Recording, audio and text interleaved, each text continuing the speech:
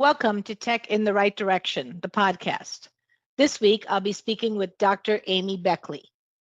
Amy is the founder of Proov and the inventor of the first and only FDA-cleared test to confirm ovulation at home. When Amy and her husband tried to get pregnant, they suffered through several years of infertility, including 7 miscarriages and 2 rounds of IVF, the second of which resulted in her son. When Amy decided she wanted another child without another round of IVF, she used her background in hormone signaling to uncover a problem with ovulation, which caused a progesterone deficiency, also called luteal phase defect. With the help of an inexpensive progesterone supplement, Amy and her husband were blessed with their daughter. Amy invented the original PDG test in her basement to help women identify problems with ovulation at home and started selling them in plastic bags on Amazon with a $50 logo off Upwork. Welcome to the show, Amy. I'm so excited to have you on.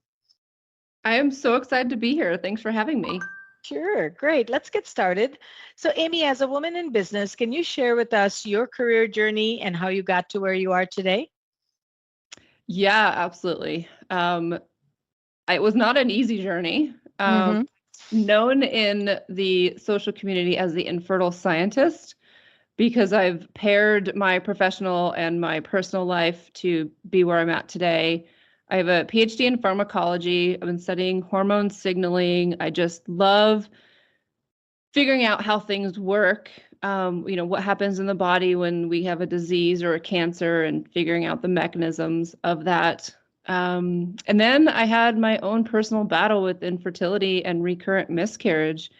And I just was so frustrated at the fact that here I am, this smart, educated woman, couldn't do something as easy as having a baby. I mean, I just blew my mind. I went to doctors after I had a couple losses, and they said, oh, it's normal, it happens. Ran a whole bunch of tests, everything came back normal. I got my diagnosis of unexplained infertility. Telling a scientist you have unexplained anything is like not the best situation. It just lit the fire to kind of figure out what was going on with me. For my first child, I did in vitro fertilization, or IVF. We had to do a couple rounds, and I was fortunate enough to go to a really good clinic and a really good doctor. But it wasn't cheap. It was, $40,000 to Wow. have a child. And so after that, I went back to the doctor, and I sat in his office, and I was like, all right, MD to PhD, let's work this out. What are we missing? What is going on? How do I get pregnant again, but without IVF? And so after, a bunch of conversations, we came to this theory that I just wasn't producing enough of the hormone that supports pregnancy. So that hormone's called progesterone. It's what basically, causes implantation of the embryo and for you to hold that pregnancy. At any time, if it gets too low, that can cause infertility, miscarriage, preterm birth, all kinds of fun things. And then after the baby comes out, it's that drop in progesterone that can cause postpartum depression. Wow. Yeah. So I said, okay, well, you gave me this progesterone during IVF, and that obviously worked. Why don't we skip the IVF and just give me that progesterone? And he said, sure, let's do it. And so I did, and I have a 9-year-old daughter. I was like, that is amazing. That is amazing. Okay. Thanks. Yeah. I was like, wow. That's all it took, right? Was this simple pharmaceutical that's been given to, women in menopause take it constantly. It's part of HRT, hormone replacement therapy. It's in every single IVF procedure. So it's a very safe medication. But there was no good diagnostic test to say which woman needed it, because blood testing just didn't track it over the right period of time. And so it was too hard to say, okay, well, we're going to track your levels, come back to the lab for 4 days in a row, and we're going to stick you with a needle 4 days. So we turned it into a urine-based test. And Yeah, we measure urine instead of blood. We look at the metabolite instead of the hormone directly. And we just see, is it elevated? Does it remain elevated, when, implantation is supposed to be happening? And if not, we flag you and say, okay, this is a possible problem with ovulation, which is the leading cause of infertility. And they go to their doctor and they ask about certain medications. So we've helped over 150,000 couples worldwide understand their fertility and help get them pregnant. Wow, that is amazing. You have really solved a big, big issue for women, right? I mean, that's amazing. Thanks. That's great. So your own experiences is what drove you to develop and create Proov, right? So tell us more about that.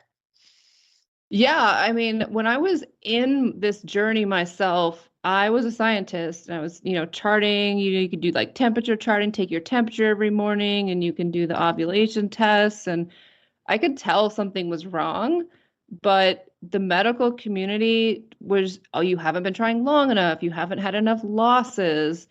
And I just thought that that was so unfair to put these arbitrary time periods and, I had to have 3 pregnancy losses before you seek medical care. It's just insane to me. And so I decided I wanted women to have access to this information themselves so they could advocate for a treatment faster. I mean, like, you don't say, well, you have to have COVID 3 times before we treat you. Right. Oh, sorry. This is the first time you had cancer. Just wait 2 more times. Oh, geez. So enabling physicians and patients to have a better diagnostic tool to start those conversations easy, faster, to have more informed information to guide treatment. That was the entire goal. Wow. And so then you decided, okay, I'm going to take all this knowledge and put it where we can help other women, right? Yes. Yeah. That's great. Yeah. And so I was a scientist who spent all her money on fertility treatments. And so, we weren't these like, fancy, investors or bankers or whatever that had all this, this money. So we did crowdfunding. We just, That's great. Me and another scientist that also went through infertility got together, put some, materials together and tested some stuff in my basement and, just a crowdfunding campaign and said, hey, do you want to be able to test your progesterone at home? And, these women were like, yes, absolutely. This would be amazing. And so we got funded and we developed the device and we just put it out there and people bought it. And then we made more and then they bought it and we made more and we just been growing. And That's great. Yeah. I'm so impressed. That's amazing. I mean, women are so impressive when they start to put their mind to something, it gets done. And, you said you've helped over 150,000 couples that would not have been able to maybe have a child or, understand the whole fertility process. So that's amazing. So you've done some amazing work helping women. Can you share with us some of the specific problems with ovulation? Yeah, so people always think, ovulation is the release of the egg, and there's things like the drugstore, the grocery store, Amazon, you can get ovulation tests and you pee on them and it turns positive. You're like, okay, it's time to have intercourse. This is the baby making time. But that's not the only part of the story. The other part of ovulation is preparing the uterus for implantation. So timing intercourse can help you fertilize the egg, but implanting in the uterus is a bigger cause of infertility than timing intercourse correctly for fertilization.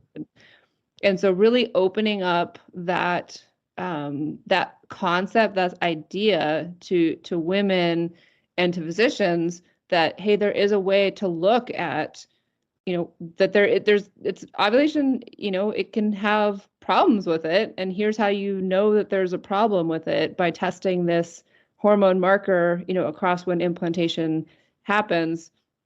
And, I was getting pregnant. Had positive pregnancy tests. obviously, releasing an egg, but there was a problem with that ovulation that was preventing me from carrying that successful pregnancy. Mm-hmm. So that is another piece of the puzzle that maybe a lot of people didn't know about. Yes. Okay, great. Wow. That's so amazing.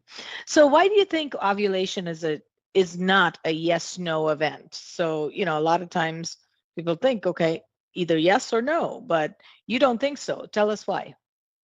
Yeah. So, you can release an egg, but you can have a poor uterine environment that doesn't support implantation. And so it's just like sperm. It's not like you have sperm or you don't, right? Do you have enough sperm to swim to the egg to fertilize it? So you can have a low sperm count or a high sperm count, or you can have no sperm. But the same thing with ovulation. You can have a good ovulation or a bad ovulation. We actually score ovulation on a score of 0 to 100. Think of it as like a report card. And so the longer that progesterone marker remains high in urine, the higher the score that you have, and that's the higher probability of conception. We did a clinical study where we looked at women's, it's called PDG, that marker, that progesterone marker in urine, across this 4-day implantation window. And women that had a high level after ovulation had an 8 times higher pregnancy rate than the ones that had a low marker after. Yeah. So it's not that they can't get pregnant if it's low. It's just there's a higher chance. And so it's all about increasing chances of pregnancy, odds of pregnancy. So I think you said 4 days, but I'm not sure. I wanted to ask you on when you're testing your urine for progesterone, how often do you have to test and how many counts of scores do you take? Yeah, it's 4 days. So if you think about a woman's cycle, and it's let's say it's about 25, 30 days. And so the first part of the cycle, she's growing her egg, she's producing estrogen, and then maybe if she's taken an ovulation test, that'll turn positive. That's when the egg kind of comes out of the ovary, and that's when she should time intercourse for sperm meets egg. And then 7 days later is when you test for progesterone. And it's because it takes 7 days for that egg to be fertilized by the sperm, travel down the fallopian tube into the uterus to where it will implant. And so our testing is 7, 8, 9, and 10 days, so that 4-day window after when ovulation happened, to confirm that you did ovulate successfully and you do have that sustained high progesterone marker in urine, because that's when it needs to be high, which is when implantation happens. That's amazing. Yeah, you have it down to a science that, a lot of people could lose that window of 4 days and, not be able to ovulate or, successfully. Yeah. Right. So we know it's confusing. There's all these hormones, there's all these days, this and that. So we have this free app. It's on Android as well as iOS. You download it, you input your cycle stats, when was the first day of your last period, how long your cycle, and we'll load in everything for you. We'll tell you exactly when to test. We'll read it. We'll tell you the hormone values. We'll tell you if it was positive, negative, and then we'll give you that score at the end. So everything is digitized. You have to remember to open up your app each morning, see if it's a test day, collect your first morning urine. What is the app called? It's the Proov Insight app. So Proov Insight app. Yeah. Great. Yeah, I think definitely our listeners can benefit from downloading the app and starting, their process. Yeah, absolutely. That's great. Well, what do couples need to know before beginning their pregnancy journey? Because I think, it's important for them to consider what's going to happen and understand the process. So what are some of the things they need to consider? We need to consider age. Women are waiting, couples are waiting longer to start families because it takes longer to buy a house, like start a career. And so age is a big factor. So if you're starting your fertility journey after the age of 30, just know that 1 out of every 6 or 8 couples has fertility challenges, and it might be, it might take a little bit longer to get pregnant. And, the other thing is to know is that, in vitro fertilization or IVF is not the only option to get women pregnant. A lot of times they think, okay, I'm going to try on my own. I'll download some free cycle tracking app, like, Clue or Glow or something like that. They're going to tell me the fertile window. I didn't have, I had intercourse in the fertile window. I didn't get pregnant. I'm going to go see, this fancy reproductive endocrinologist, and then I'm going to do IVF. And it's not cut and dry like that. There's a lot of opportunities to have more cost-effective treatments as well. So biggest advice I say for couples that are planning or beginning their journey is to get all the testing done. Men included. We also have a sperm test, a home sperm test that checks motile sperm count. Nice. About 40% of infertility cases are the male. And so, we shouldn't, as women, take on all the responsibility of tracking our cycle and timing our intercourse and all this stuff when, there's male factor as well. And so, to try to be proactive about it and understand what could be affecting fertility is, I think, much better, because once we call it the pit of despair. So every single month you get a negative pregnancy test and you just get deeper into this depression where you just feel like it's never going to happen. I'm never going to be a mom. And it's just this downward spiral. And so at that point, it's not a good time to start the testing, because, you might go down the road of really expensive fertility treatments. Whereas if you start the testing at the beginning and you're in this, like, this is great. We're totally ready. It's going to be so much fun. All this extra. Not be discouraged right away. Yeah. Exactly. And so I just think that, being informed about it is just a lot better than just thinking it as a big, black box and being stressed out about it. I mean, there's some crazy stat that almost 86% of couples that go through infertility it's more of the woman, are depressed. Yeah. That's a huge percentage.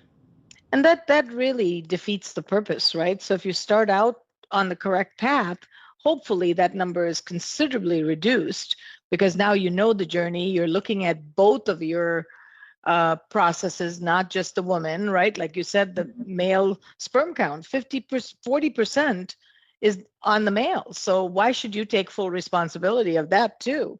So that's so important to know. You're saying some amazing things. I have 2 daughters, so it's amazing to hear this, because, it is really, really good information and knowledge that they should have prior to any pregnancy journey.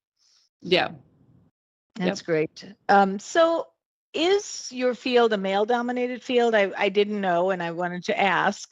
And is there equity in that field between male and female? So women's health is really the only field that is woman-dominated. Oh, good. But it's very underfunded and it's very under-recognized. But the reason it's women-dominated is because women see it as opportunity. They have things that happen to them personally, and they decide, I'm going to go fix this, right? Like, one of my good friends is Jenna Ryan of Eucora. She had like 8 UTIs in 1 year. And so she developed a whole supplement system to help with UTIs. And she is doing fantastic because there's so many other women that have that issue. Right. So, it is, female dominated, but it's not really taken seriously yet. It's not supported like it should be. Exactly. Yeah. Is there equity? I don't know. The medical profession is a profession. It is a job. Like, they have to have revenue, or else they cannot, be a medical provider or a clinic. And so I always like to remind people when they're seeking out healthcare to remember that it's their business, right? And so, sometimes you get doctors that aren't out there for the best intentions that are going to ask you to do really expensive procedures or things that aren't needed. So just kind of that's why we're a direct to consumer company, is we give it straight to the woman. She doesn't have to go through any hoops or red tape or anything to get it. No prescription needed, because we want her to have that information. Right. Whereas like sometimes there's no access. Maybe there's no clinic close by, or maybe the clinic that they go to says, "Oh, we only do IVF here." So it's about options and being educated, and it's just kind of thinking in advance. Is this the best chance? This is the best opportunity for me. Is this what's right for my family? Yeah, I didn't realize how expensive IVF is. Wow. Yeah. And that could be a huge cost and eliminate so many people who want to have a child that don't. Yeah. No, fertility is elective, just like getting, plastic surgery is elective. I'm like, that's ridiculous. Yeah, I agree. So, Amy, what are your thoughts on achieving work-life balance? I know there's so much talk about this. Is there such a thing? You have kids at home, you're a scientist, you have a company. How do you achieve that if you can? Yeah, it's really hard. It's really, really hard. I feel like I don't do a very good job of it, but I'm with you. Simple things that I do is I block off my calendar every morning and afternoon, and I take my kids to school. Nice. And I make that a priority. They are old enough that they could technically walk by themselves, but I like to kind of be there and see them when they come home. How old are they? 12 and 9. Oh, nice. Yeah. And it's nice to have mom there. It's a nice security. Yeah.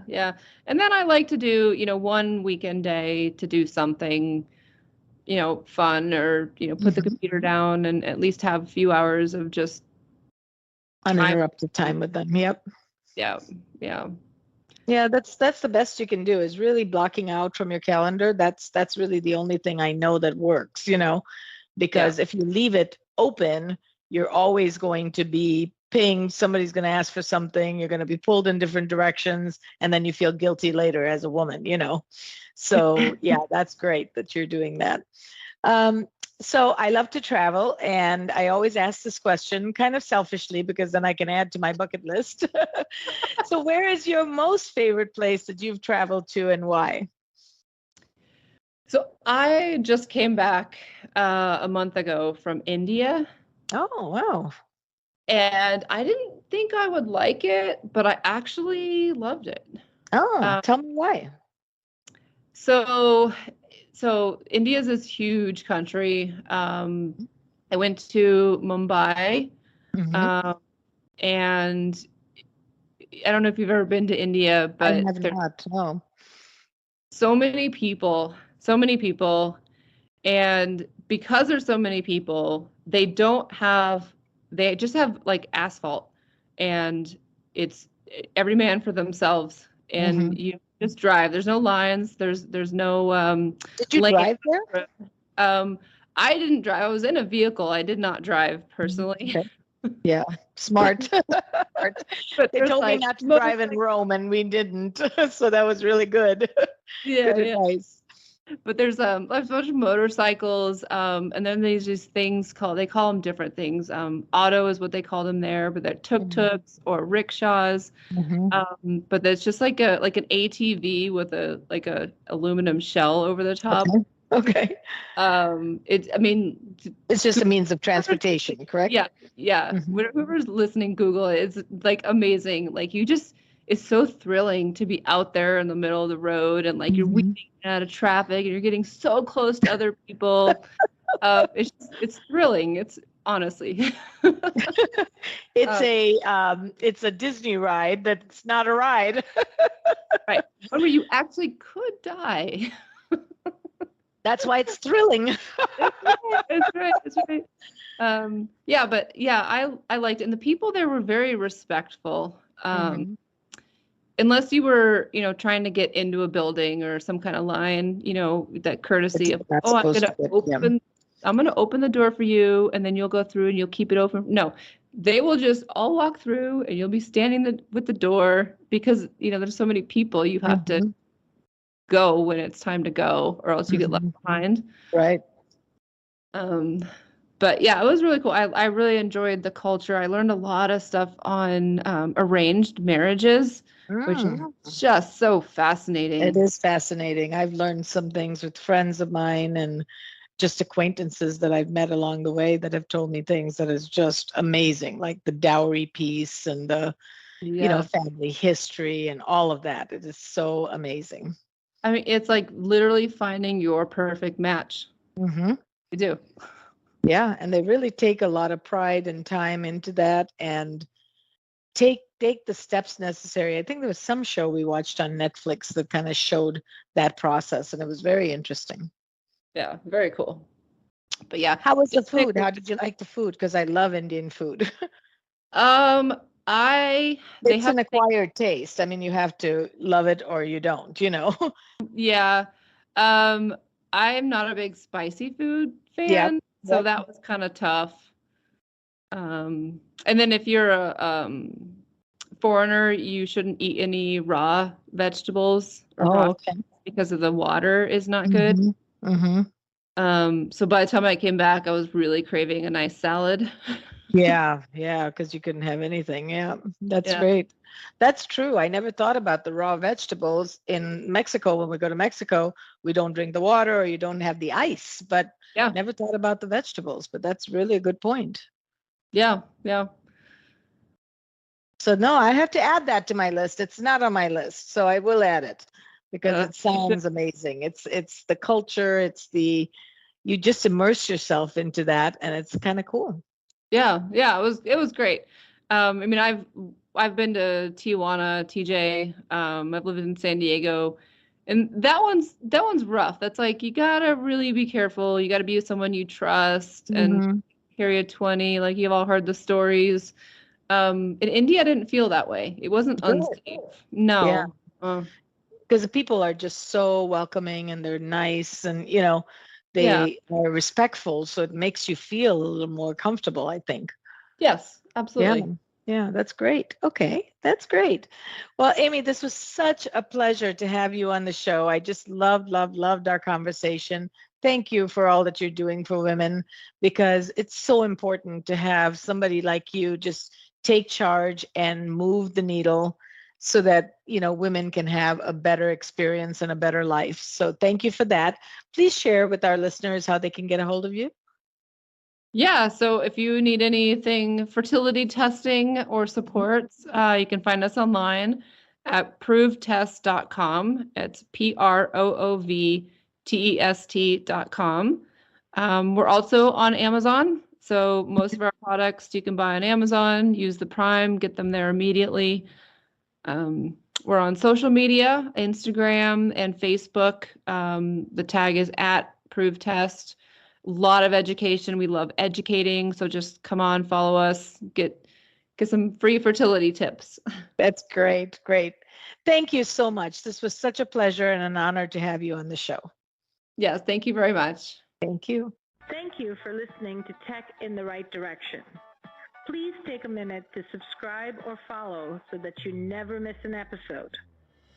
Also, don't forget to like, share, and comment. Thank you. See you next week. From IT skill enhancements to end-user adoption training, Directions Training is your resource to help optimize the effectiveness of your technology investments. Over 500,000 students have taken advantage of our wide selection of technology and business training solutions covering the most popular applications today, such as Microsoft 365, Azure, Windows 10, and more. As a podcast listener, we invite you to take advantage of an exclusive offer. Receive 30 days of free access to our Microsoft official curriculum on-demand courses for IT professionals or end users. Visit us at www.directionstraining.com/podcast to claim this offer today. Hurry, this offer is only available for a limited time. Success is a journey. Ask for directions.